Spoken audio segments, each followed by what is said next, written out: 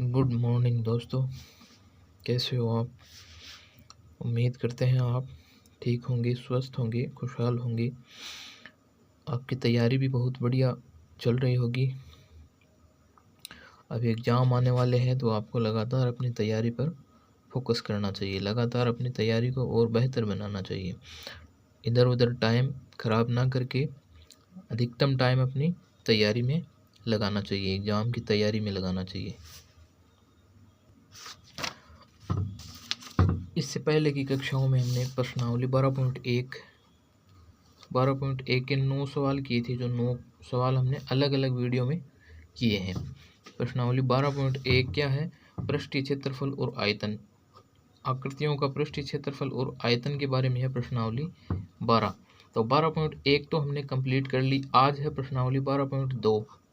12.2 में हमें आयतन ज्ञात करना है। विभिन्न तरह की आकृतियां हैं, उनका आयतन ज्ञात करना है। क्या ज्ञात करना है? आयतन। आयतन का मतलब क्या होता है? आयतन का मतलब होता है कि किसी पात्र में किसी पात्र के धारण करने की क्षमता। अर्थात एक ये ऐसे मान लो, ऐसा कोई पात्र है, बेलनाकार पात्र है, उस पात्र में कितना पानी आ सकता है? 1 लीटर, 2 लीटर, 3 लीटर, 4 लीटर, कितना पानी आ सकता है? उस पात्र में तेल कितना आ सकता है? 1 लीटर, 2 लीटर, 3 लीटर। या उस पात्र में हम मिट्टी डालें, मिट्टी डालें तो कितनी किलो मिट्टी आ सकती है? 1 केजी, 2 केजी, 3 केजी। ऐसे कोई बाल्टी है तो इस बाल्टी में कितने लीटर पानी आ सकता है? ये इसमें कितने लीटर पानी आ सकता है? इस तरह की चीज़ों को हम क्या कहते हैं? आयतन कहते हैं। आयतन का मतलब है उस किसी पात्र में, कोई पात्र घनाकार पात्र है तो घनाकार पात्र में घनाकार, बेलनाकार, गोलाकार,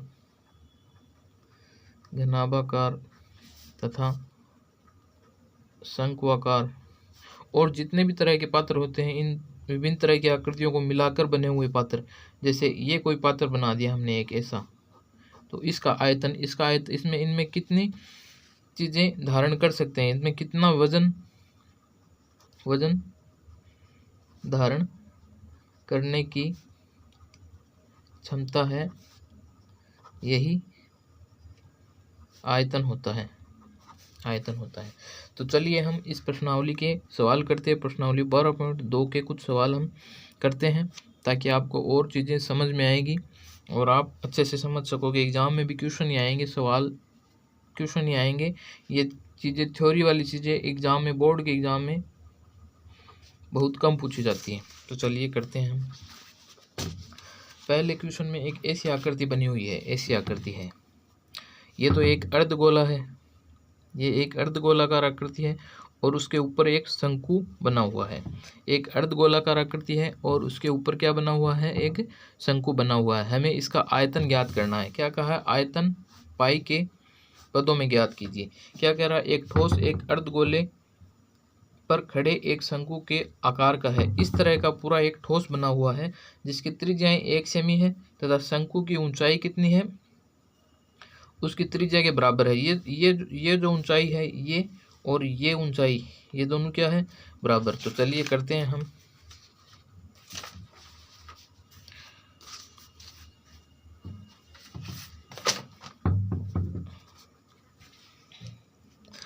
शंकु की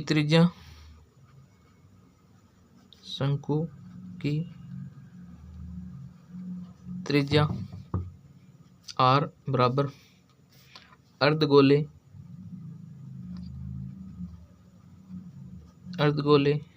की त्रिज्या।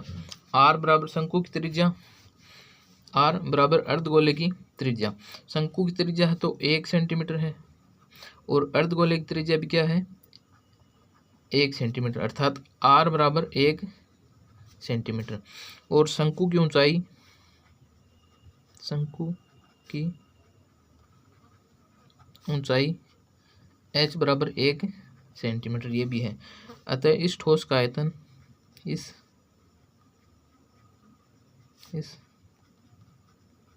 ठोस का आयतन बराबर शंकु का आयतन प्लस, पहले तो शंकु का आयतन लिख, कैसे आयतन ज्ञात होगा, पहले तो इस शंकु का आयतन ज्ञात होगा इस वाले भाग का, और साथ में इसका आयतन ज्ञात होगा अर्धगोले का आयतन प्लस अर्धगोले का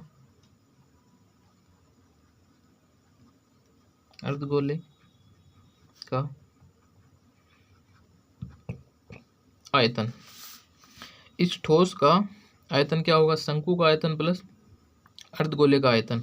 तो शंकु का आयतन कितना होता है, शंकु का आयतन होगा 1/3 पाई आर स्क्वायर एच, लिखते हैं हम 1/3 pi R square H plus अर्धगोले का आयतन क्या होगा 2/3 pi R cube, pi R cube. हमें ये पाई की फॉर्म में ज्ञात करना है। अर्धगोले का आयतन क्या होगा 2/3 पाई आर क्यूब। तो इसमें से हम कॉमन लेते हैं, क्या कॉमन आएगा, एक तो 1/3 कॉमन आ जाएगा, 1/3, एक पाई कॉमन आ जाएगा, एक पाई कॉमन ले लिया, एक आर स्क्वायर भी कॉमन आ जाएगा, एक आर स्क्वायर कॉमन ले लिया। तो हमारे पास बचा क्या, इधर तो एच बचा, इधर बचा आर बचा। एच का मान कितना है, एच का मान 1 सेंटीमीटर है और आर का मान भी कितना है 1 सेंटीमीटर। तो हम वैल्यू रखते हैं यहाँ 1/3 पाई गुणा आर का मान 1 है तो 1 की पावर 2 और गुणा में क्या है एच का मान 1 है प्लस आर का मान 1 है, ये हो गया। अब आगे सोल्व करते हैं हम इसको, 1/3 पाई गुणा 1 गुणा 2, और ये क्या हो गया, एक को 1 और 1 तो 1 प्लस 1 2 हो गया, और 1 का वर्ग करेंगे तो 1 हो जाएगा। तो ये पाई/3 पाई/3 गुणा में बचेगा 2। तो यह इस तरह से लिख सकते हैं 2/3 पाई, क्या आएगा 2/3 पाई। दोस्तों हमने एक छोटी सी गलती कर दी, ये आर के साथ 2 भी है, ये आर के साथ क्या है 2 भी है, ये 2 भी साथ में लेना है। तो यह क्या बचेगा 2 बचेगा, यह क्या बचेगा 2 बचेगा, और इधर 2 के साथ 2 और 1 जोड़ेंगे तब ये कितना हो जाएगा 3 हो जाएगा, 2 और 1 3, और ये भी कितने हो जाएगा 3, और ये भी कितने आएगा, यहाँ काट के लिख देते हैं अपन 1/3 पाई गुणा 3। तो अगले स्टेप में क्या आ जाएगा, ये सिर्फ हो जाएगा पाई हो जाएगा, ये हो गया आंसर। अर्थात इस पात्र का आयतन क्या आएगा पाई सेंटीमीटर क्यूब, पाई सेंटीमीटर क्यूब इस पात्र का आयतन आएगा। अब है अगला सवाल, सवाल नंबर 2। सवाल नंबर 2 में क्या है, सवाल नंबर 2 में एक ऐसी आकृति दी हुई है, इस तरह की आकृति है कि ये कोई इंजीनियरिंग के विद्यार्थी रचेल से एक पतली एल्यूमिनियम की शीट का प्रयोग करते हुए एक मॉडल बनाने को कहा गया है जो एक ऐसे बेलन के आकार का है। उसके दोनों सिरों पर क्या बने हुए, 2 शंकु बने हुए हैं। तो दोनों सिरों पर एक शंकु ये हो गया और एक शंकु ये हो गया, 2 शंकु जुड़े हुए हो। इस मॉडल का व्यास 3 सेंटीमीटर है, इसका व्यास कितना है 3 सेंटीमीटर है, व्यास 3 सेंटीमीटर है। इसकी लंबाई 12 सेंटीमीटर, लंबाई कुल लंबाई कितनी दे रखी है इसकी 12 सेंटीमीटर दे रखी है। यदि प्रत्येक शंकु की ऊंचाई 2 सेंटीमीटर है तो रचेल द्वारा बनाए गए मॉडल के आंतरिक हवा का आयतन ज्ञात कीजिए। इस तरह के मॉडल का आंतरिक हवा का आयतन ज्ञात करना हमें, हवा का आयतन, यहाँ हवा का आयतन दे दिया, या फिर ऐसे भी कह सकता था पानी का आयतन, या सिर्फ इसका आयतन अगला कुछ भी कह सकता था, वो हमें ज्ञात करना था। तो हमें हवा का आयतन ज्ञात करना है। तो चलिए हम करते हैं, हल करते हैं, इसको हल करते हैं। शंकु की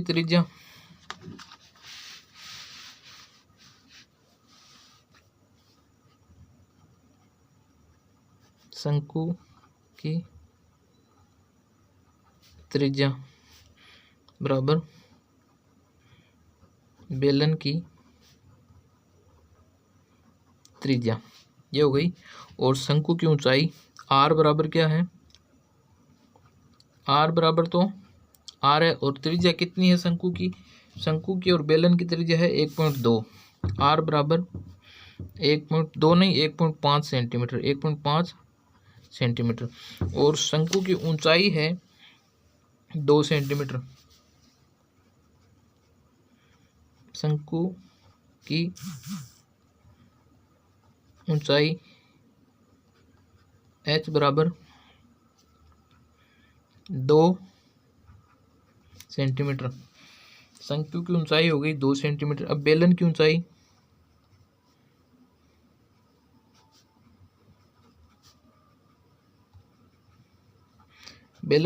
को हम h लिखते हैं। h बराबर कितनी है, 2 सेंटीमीटर ये और 2 सेंटीमीटर ये, तो 4 सेंटीमीटर निकलेंगे तो कितनी बचेगी, 8 सेंटीमीटर।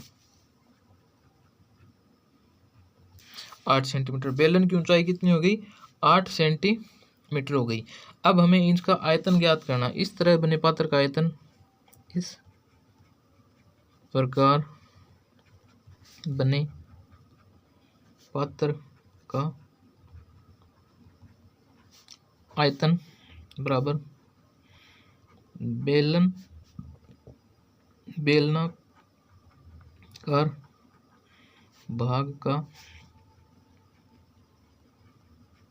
आयतन प्लस 2 प्लस में क्या है, दोनों सिरों पर स्थित शंकु का आयतन। तो बेलन का आयतन क्या होगा, इससे पहले वाली क्लास में हमने पढ़ा है। बेलन का आयतन होगा 1/3 पाई r स्क्वायर h। ये h बेलन की ऊंचाई है, तो पाई r स्क्वायर h प्लस शंकु का आयतन। 2 शंकुओं का आयतन लिखना हमें, तो 2 लिख दिया हमने। एक शंकु ये हो गया, एक शंकु ये हो गया, और एक शंकु ये हो गया। तो 2 शंकुओं का आयतन लिख दिया, 2 गुणा 1/3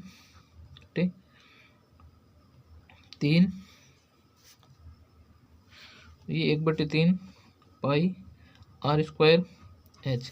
इसके साथ दोस्तों पाई 1/3 नहीं आएगा, ये बेलन का आयतन सिर्फ पाई r स्क्वायर h होगा, और शंकु का आयतन क्या होगा, 1/3 पाई r स्क्वायर h।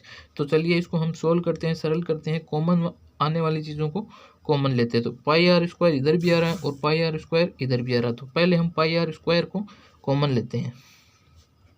पाई r स्क्वायर, इधर क्या बचा h, प्लस इधर क्या आया 2/3, और ये 1 आया h, ये आ गया।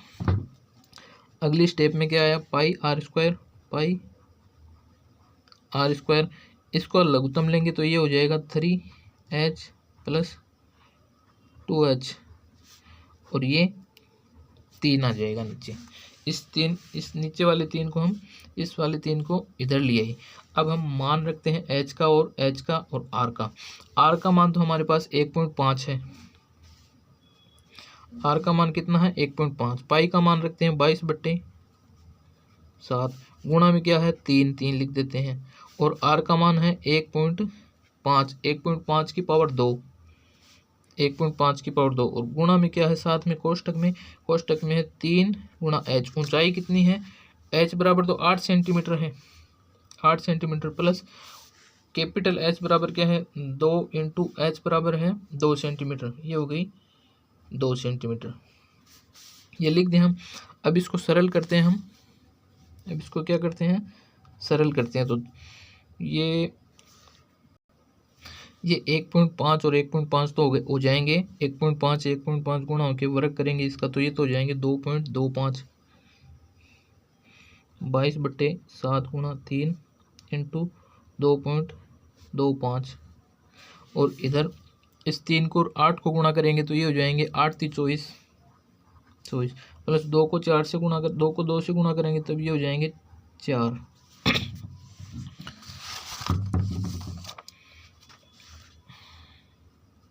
और 200 2.25 और ये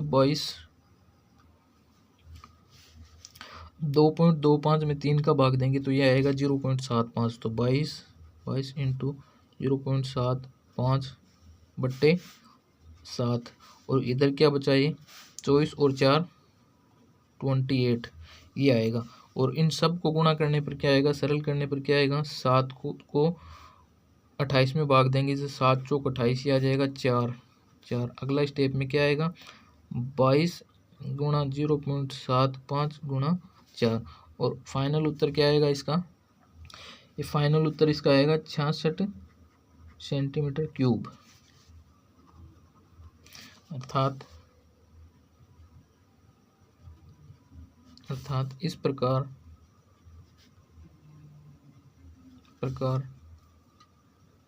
बने पात्र का आयतन